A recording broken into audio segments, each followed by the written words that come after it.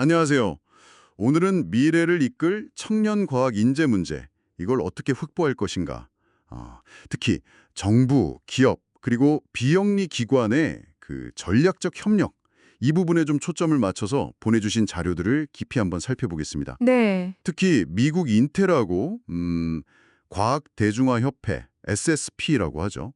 이 파트너십 사례가 아주 흥미롭던데 이걸 중심으로 한국 상황과 비교하면서 좀 핵심을 짚어보죠. 네, 맞습니다.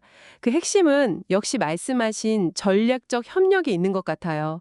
어떻게 각 주체들이 힘을 합쳐서 시너지를 내느냐, 그래서 미래 혁신가를 키워내느냐, 이게 중요하죠. 그렇죠. 인텔과 SSP가 함께 운영하는 그 국제과학기술 경진대회 ISEF라고 있는데 이 사례를 보면 그 구체적인 방법이나 효과, 또 우리가 좀 얻을 수 있는 시사점 같은 게 잘 보입니다. 그럼 미국 사례부터 좀 더 자세히 들여다볼까요? 자료를 보니까 미국 정부는 세금 혜택을 준다거나 아니면 론 브라운 기업 리더십 대상 이런 시상을 통해서 기업의 CSR 활동, 특히 장기적이고 좀 전략적인 투자를 꽤 적극적으로 유도하더라고요. 맞습니다. 여기서 중요한 점은 그 인텔 같은 첨단 기술 기업들이 스템 교육 지원을 단순한 자선 활동으로 보는 게 아니라는 거예요. 아, 자손이 아니다. 네, 기업의 어떤 지속 가능한 성장을 위한 핵심적인 뭐랄까 사회적 투자로 간주한다는 거죠. 투자 관점이군요. 그렇죠. 기업의 핵심 역량이랑 사회적 필요가 딱 만나는 지점이라고 할 수 있습니다. 그리고 이런 투자의 효과를 정말 극대화하려면 전문성을 가진 비영리 기관하고 손을 잡는 게 아주 중요하고요. 바로 그 지점에서 이제 비영리 기관인 SSP, 과학대중화협회의 역할이 딱 눈에 띄는데요. 이게 1921년에 설립됐다고 하니까 와, 이 역사가 정말 오래됐네요. 네, 그렇죠. 과학대중화라는 목표로 시작해서 지금은 인텔 후원을 받아서 세계 최대 규모의 청소년 과학대회 ISEF를 주관하고 있는 거죠. ISEF 운영 방식은 정말 좀 주목할 만합니다. 인텔만 후원하는 게 아니고요. 한 70개가 넘는 기업이랑 연구기관들이 후원을 해요. 70개나요? 네, 그래서 수백만 달러 규모의 상금, 장학금, 또 연구 기회까지 제공하거든요. 와, 근데 더 놀라운 건 심사에 참여하는 분들이에요. 그냥 전문가가 아니라 박사급 연구원이나 심지어 노벨상 수상자들이 자원봉사로 참여한다는 점입니다. 자원봉사로요. 노벨상 수상자가 네, 심지어 교통비나 숙박비까지 자기 돈으로 내면서 온대요. 이건 단순한 심사가 아니라 정말 미래 세대에 대한 투자라는 인식이 깔려 있기 때문에 가능한 거죠. 이야, 그건 정말 대단한데요. 단순히 뭐 행사 참여가 아니라 진짜 사명감이 느껴지네요. 그렇죠. 결국 이 대회는 그냥 경연 대회가 아니라 전 세계 과학 영재들을 미국으로 끌어들이는 아주 강력한 인재 유입 통로, 파이프라인 역할을 하는 셈이군요. 맞습니다. 실제로 자료에도 나와 있던데 한국 참가 학생들 중에서도 이 대회를 통해서 미국 명문대에 진학한 경우가 꽤 많다고 하고요. 네, 그런 사례들이 있죠. 그리고 SSP가 수십 년 동안 이 참가자 또 수상자 네트워크를 계속 관리하면서 이들이 나중에 또 심사관이나 멘토로 활동하게 하는 이런 선순환 구조를 만들었다는 점도 정말 대단한 것 같습니다. 그렇죠.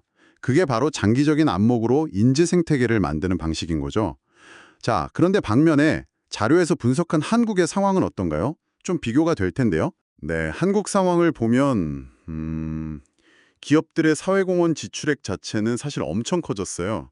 자료에 2010년 기준으로 220개 기업이 2조 8천억 원 이상을 썼다고 나오니까요. 액수는 크네요.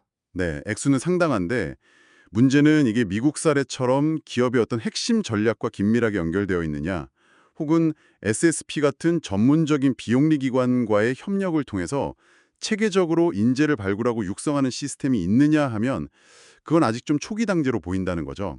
네, 그런 지적들이 있죠. 많은 경우에 그냥 자선 요청에 좀 수동적으로 응하거나 아니면 그룹 차원에서 지원하는 거랑 계열사 지원이 막 중복되는 약간 비효율적인 모습도 보인다고 하고요. 맞아요. 정부 차원에서도 뭐 교육 기부 캠페인 같은 노력을 하고는 있지만 이게 부처 간에 좀 칸막이가 있다거나 장기적인 비전이 부족하다는 비판도 있고요. 네, 기업 내부적으로도 사실 이런 활동을 담당할 인력이나 전문성이 좀 부족하고 또 외부적으로는 이런 활동에 대한 사회적인 인정, 이게 좀 부족하다는 점도 어려움으로 꼽히는 것 같아요. 그래서 자료에서는 이제 한국이 좀 나아가야 할 방향으로 몇 가지를 제안하고 있습니다. 우선 기업의 사회공헌 활동을 좀 체계적으로 지원하는 뭐랄까 원스톱 서비스나 국가연구센터 같은 걸 설립하자 이런 제안이 있고요. 네, 지원 시스템이 필요하다는 거죠. 그리고 미국의 론 브라운 상처럼 우수한 활동에 대해서는 사회적으로 좀 더 인정을 강화해 줄 필요가 있다는 거고요. 그렇죠. 인센티브가 중요하니까요. 또 SSP 모델처럼 과학기술 분야에 특화된 전문 비영리 기관을 육성하는 것도 중요하고 기업의 글로벌 경쟁력 강화와 사회공헌 활동을 좀 연계시키는 방안도 필요하다고 지적합니다. 참여하는 장기적인 협력 시스템을 구축해야 한다는 점이었죠. 맞습니다. 오늘 이렇게 인텔과 SSP 사례를 통해서 이 정부, 기업, 비영리 기관 파트너십이 미래 인재 확보에 정말 얼마나 중요한지 그리고 그게 어떻게 작동될 수 있는지를 좀 구체적으로 살펴본 것 같습니다. 한국 상황에 비춰볼 때 시사하는 바가 정말 크네요. 그렇습니다. 정말 장기적인 비전 아래에서 각자가 가진 전문성을 잘 살려서 전력적으로 협력하면 얼마나 큰 시너지를 낼 수 있는지 이걸 아주 명확하게 보여주는 좋은 사례였다고 생각합니다. 기업은 자기들 핵심 역량과 연계된 투자를 하고 비영리 기관은 전문성을 바탕으로 운영을 맡고 정부는 이걸 잘 할 수 있도록 환경을 만들어주는 그런 역할 분담이 중요한 거죠. 네, 정말 공감이 갑니다. 자, 그럼 마지막으로요. 청취자 여러분께 이런 질문을 한번 던져보면서 마무리할까 합니다. 네. SSP는 ISF 참가자 네트워크를 수십 년 동안 관리하면서 인재 생태계의 선순환을 이끌어냈습니다. 단순하게 그냥 돈을 지원하거나 일회성 행사를 여는 걸 넘어서요. 이렇게 미래 인재들의 관계와 경험을 꾸준히 연결하고 지원하는 그런 장기적인 커뮤니티를 만드는 것.